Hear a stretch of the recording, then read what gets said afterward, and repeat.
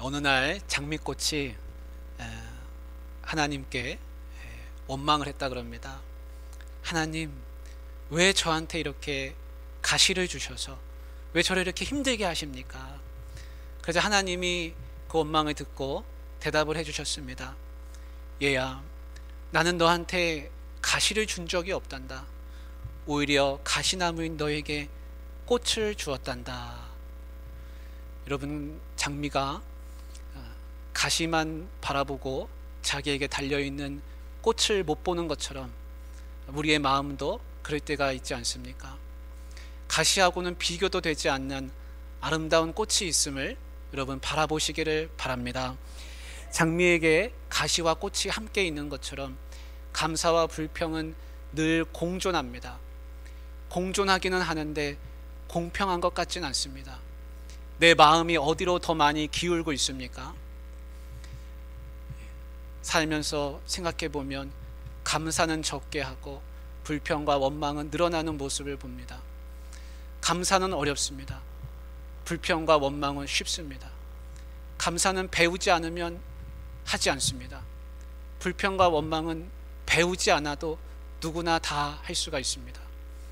그래서 감사와 불평, 원망 이 양쪽 가운데서 생각해 보면 불평과 원망 쪽으로 더 많은 무거운 추가 매달려 있는 것이 아닌가. 그래서 내가 이것을 균형을 잡지 않으면 내 마음이 자꾸만 이 불평 쪽으로 기울어지는 것을 마음속을 들여다볼 수가 있습니다. 아이들을 키우면서 우리 부모님들은 다 아실 겁니다. 작은 것에 감사하도록 가르치지 않으면 아이가 감사하다는 말을 하지 않습니다. 입으로 고백하도록 고맙습니다를 가르치지 않으면 하지 않습니다. 그런데 그 아이들이 원망하고 불평하는 말은 너무나 쉽게 하는 모습을 봅니다. 손에 뭔가를 쥐어주면서 고맙습니다를 가르쳐주지 않으면 그것을 의례 당연하게 생각하고 나중에는 안 준다고 떼쓰고 오히려 화를 내는 모습까지 보는 것입니다.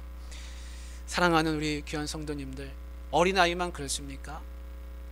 어른들도 다 마찬가지 아닙니까? 남 탓하고 사회와 나라를 원망하고 불평하기는 참 쉽습니다.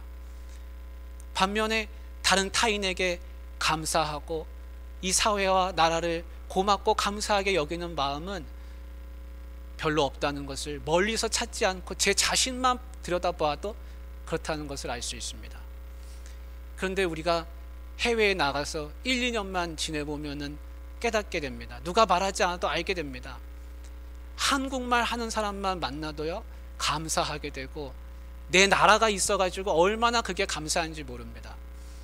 우리는 살면서 어떤 우리 교회에는 그런 분이 안 계시겠지만 다른 분들 보면은 이 사회가, 이 나라가 나한테 해준 게 뭐가 있느냐, 이 나라가 나한테 뭐가 해준 게 있느냐 하면서 나라를 원망하는 모습을 가끔씩 듣게 됩니다. 그런데 여러분, 해외에는요, 우리나라 이 한국에서 사는 것을 부러워하는 외국인들이 얼마나 많은지 모릅니다. 한국에서 산다는 그것만으로도 너무나 좋아하고 부러워하고 나도 거기 가서 살면 좋겠다고 그렇게 생각하는 사람들이 수없이, 우리나라 인구보다 몇 배 더 많은 사람들이, 외국인들이 그렇게 생각하면서 살아갑니다. 외국인만 그렇게 생각하는 게 아니라 해외에 살고 있는 우리 교포들, 교민들 가운데서도 이제는 한국 가서 살고 싶다 그렇게 말하는 분들이 참 많습니다. 근래에 사고가 있어서, 큰 사고가 있어서 우리가 다 마음 아파하고 나라가 왜 이것을 못 막았을까 이런 생각을 하지만요, 저기 경북 봉화에서 광부 두 분이 지하 190m에서 갇혀가지고 고립돼가지고 열흘 동안을 거기서 지내다가 생환되어 돌아온 것을 보았습니다. 그 가족들이 내 아버지, 내 남편이 돌아왔다고 울면서 껴안고 기뻐하는 그 모습은요, 보는 이로 하여금 눈시울이 붉어지게 했습니다. 여러분, 내 나라가 있어서 얼마나 그것이 감사하고 내 동포, 나와 함께 살아가는 이 사람들이 같이 있어서 얼마나 감사한지 우리가 그것을 다시 한번 깨달을 수 있기를 원합니다. 원망 불평은요, 아무것도 세우지 못합니다. 불신만 남고 사람들을 분열하게 만드는 것이고, 오히려 감사하는 것은 사람의 마음을 모으는 것입니다. 한 시리에 빠진 청년이 있었습니다. 그가 과거를 생각하니까 후회가 되고, 앞날을 생각하니까 불안하고, 오늘을 생각하니까 불평과 원망이 나왔습니다. 그런데 예수님을 믿게 되고 하나님을 믿게 되니까요, 과거를 생각하니 후회가 되는 게 아니라 자기가 했던 그 잘못들, 실수들이 자기에게 교훈이 된다는 것을 알았습니다. 앞날을 생각하니까 불안한 게 아니라 하나님이 나와 함께 하시면 내가 못할 게 없다는 믿음을 갖게 됐습니다. 오늘을 생각하니까 내가 가진 게 없어가지고 세상을 원망했는데, 이제는 내가 더 밑으로 내려갈 게 아니라 올라갈 일만 남았구나 생각하면서 그것도 오히려 감사하게 됐습니다. 사람은 무슨 마음을 먹느냐, 어떻게 생각하느냐에 따라서 같은 것도 감사하게 되고 같은 것도 불평하게 된다는 것을 우리가 알 수 있습니다. 평소에는 냉장고 문을 열면 먹을 게 없다고 투정하고 불평합니다. 그런데 내가 하루만 금식해가지고 냉장고를 열어보십시오. 그 냉장고 안에 있는 것들이 죄다 먹거리이고 하나님이 주신 풍성한 은혜라는 것을 알게 됩니다. 상황은 똑같습니다.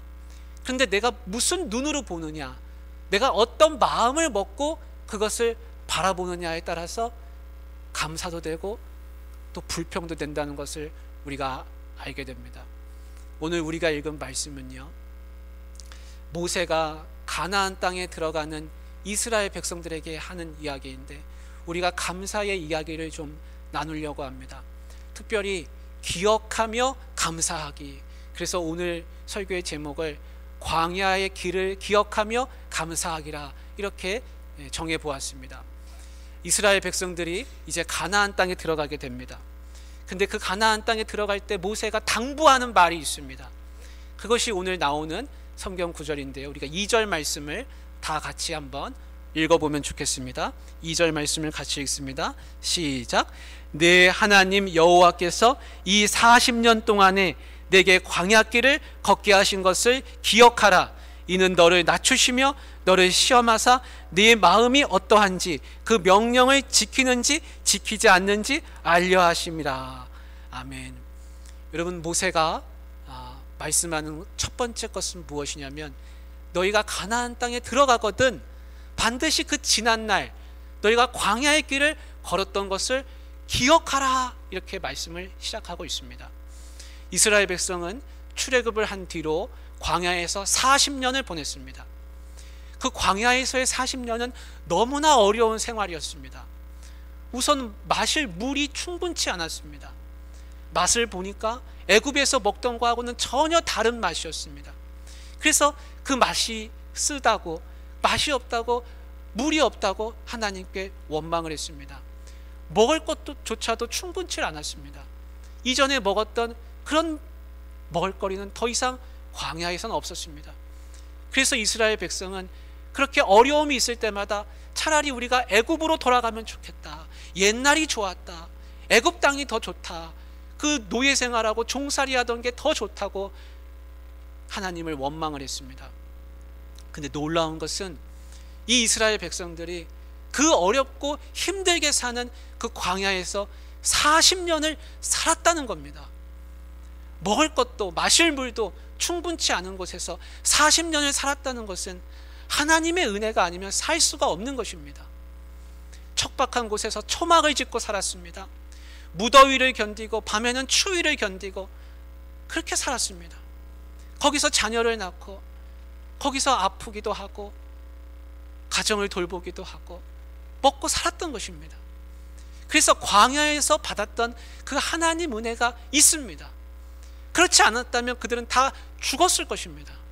그런데 하나님이 그들을 그곳에서 살게 하셨다는 겁니다. 성경에는 너희의 옷이 헤어지지 않았고 너희 발이 부르트지 않았다 그랬습니다. 하나님의 특별한 보호하심이 그 광야에서 있었고 그들이 그 은혜를 경험을 했습니다. 하나님이 왜 그토록 그 힘든 광야 생활을 그들에게 걷게 하셨습니까?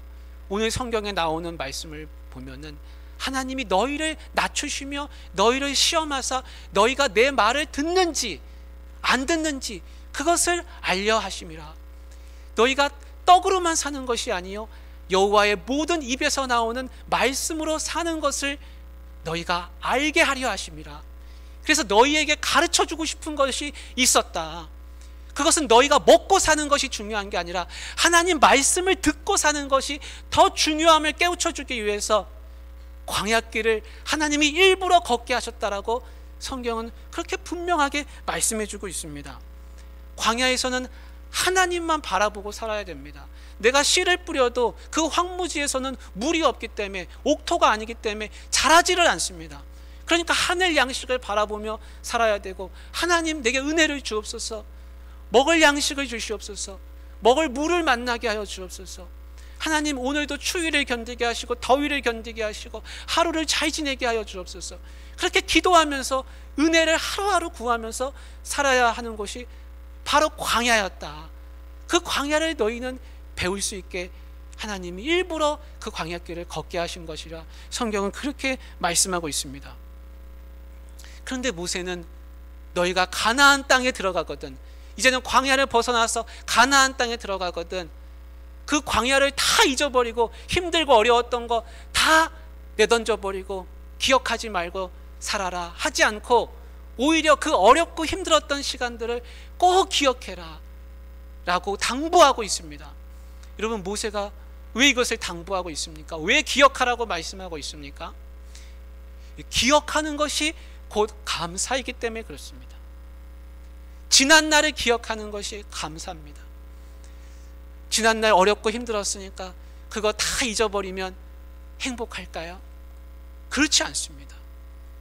내가 어려웠던 시간, 하나님 은혜를 특별하게 그 어려운 때 경험했던 그 하나님을 기억하는 것이 감사의 기초가 됩니다. 감사의 삶을 거기서부터 시작할 수가 있습니다. 제가 알던 한 집사님은요, 암 투병 중이셨습니다. 처음 만났을 때 거의 이제 암이 완치될 그런 시점에 이르게 됐습니다. 그래서 기도할 때마다, 기도 나눔을 할 때마다 몸이 다 완치될 수 있도록, 확실하게 모든 것이 다 치료될 수 있도록 그렇게 늘 기도 제목을 나눴습니다. 늘 같이 서로 기도 모임을 그렇게 했습니다. 세월이 흘렀습니다. 시간이 지나서 몸이 정말로 다 완치되었고 건강한 모습이 됐습니다. 그래서 교회에도 열심히 봉사하게 됐습니다. 그런데 암을 알았던 또 이력이 있고 또 몸이 이전보다는 약해졌기 때문에 여러 가지 완치된 이후에도 질병 가운데 시달리면서 살아가게 됐습니다. 근데 그분이 늘 고백하는 게 있었습니다. 다른 사람이 보기에는 너무 연약하고 또 아파하고 여러 가지 질병도 있지만 그분이 고백하는 것은 내가 너무 행복하다는 겁니다. 내가 너무 감사하다는 겁니다. 나는 제2의 인생이라 하나님이 다시 살려주셨다. 그렇게 늘 고백하면서 감사하고 해맑은 모습으로 살아가는 것을 보았습니다. 그분이 몸이 약하면서 여러 가지 질병이 있지만 왜 감사할 수 있습니까? 암 투병했던 그 시간이 있기 때문에 그렇습니다. 암 투병했던 그 기억 때문에 그렇습니다. 여러분, 항암 치료받고 암 투병하는 거 얼마나 어렵습니까? 근데 그분은 그 광야길을 걷고 나니까 살면서 이런저런 질병은요 그냥 감기처럼 여기면서 살아가는 모습을 보았습니다. 사랑하는 성도님들, 기억하지 않으면요 감사가 사라집니다. 그런데 내가 어려울 때를 그 기억하면 감사가 다시 살아나는 것입니다. 우리 성도님들 아마 이런저런 아팠던 시간들, 고생했던 시간들, 먹고 살기조차도 어려웠던 그런 과거가 분명히 있으신 줄 압니다. 그 광야가 있으실 겁니다. 그 광야의 시간을 꼭 기억하실 수 있기를 바랍니다. 성경은 그것을 기억하라. 네가 가나안 땅에 들어가거든 그것을 잊지 말고 반드시 기억하라고 그렇게 우리에게 말씀해 주고 있습니다. 기억하는 것이 감사입니다. 모세가 성경에서 두 번째로 말씀하고 있는 것은 무엇이냐면 풍족할 때도 광야의 길을 기억하며 감사라는 겁니다. 우리가 10절 말씀을 한번 읽어보겠습니다. 10절 다 같이 시작. 네가 먹어서 배부르고 네 하나님 여호와께서 옥토를 내게 주셨으므로 말미암아 그를 찬송하리라. 모세는요 너희가 가나안 땅에 들어가면 아주 좋은 땅에서 살게 될 것이라 그랬습니다. 그 땅은 특별한 땅이라 그랬습니다.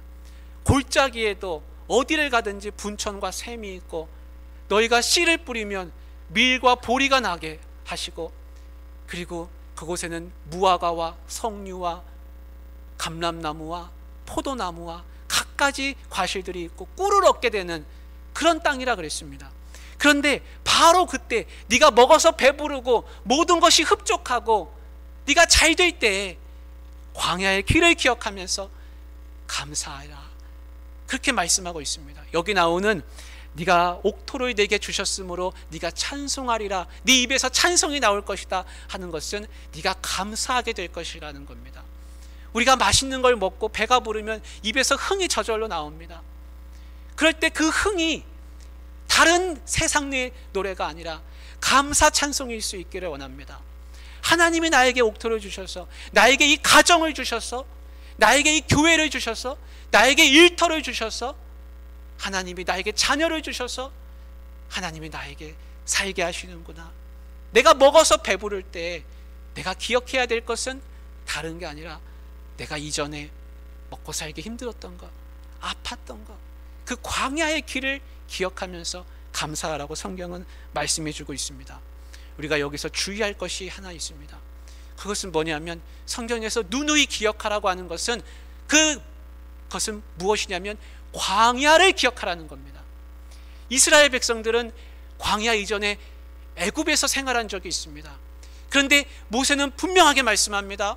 너희가 애굽 생활을 기억하는 것이 아니라 광야의 길을 기억하라는 겁니다. 가나안 땅에 들어가서 기억해야 될 것은 애굽 땅이 아니라 광야 생활입니다. 여러분, 모세가 말하는 이 가나안 땅, 하나님이 약속하신 이 가나안 땅이 좋은 땅이지요. 그런데 그 가나안 땅이 애굽 땅하고 한번 비교한다고 생각해 보십시오. 애굽 땅은 사시사철 나일강이 흐릅니다. 물이 마르지 않습니다. 근데 가나안 땅은요, 1년 중에 절반은 건기입니다. 농사를 못 짓습니다.